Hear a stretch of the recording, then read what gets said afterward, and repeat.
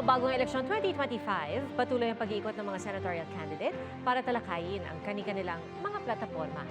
Nakatutok si Darlene Cai. Isinusulong ni Benher Abalos ang pag-amyenda sa Rice Tarification Law. Nag-ikot sa ilang bahagi ng Metro Manila si Bam Aquino. Karapatan ng mga mangingisda ang ipinaglalaban ni Ronel Arambulo.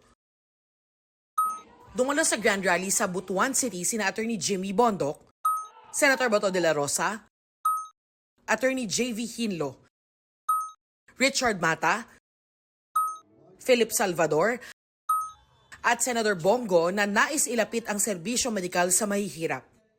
Si Representative Bonifacio Bosita, pagbaba ng presyo ng bilihin ang isusulong.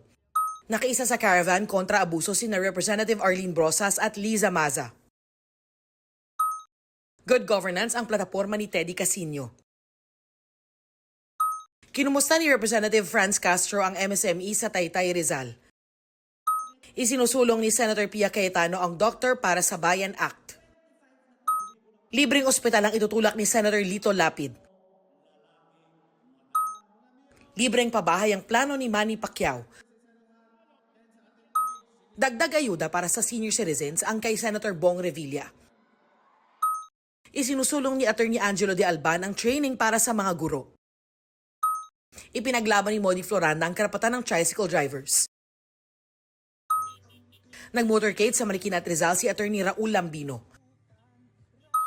Pinaigting na health loss ang pangako ni Congressman Rodante Marcoleta. Isinusulong ni Attorney Sonny Matula ang national wage hike. Tututukan ni Kiko Pangilinan ng paggamit ng food security.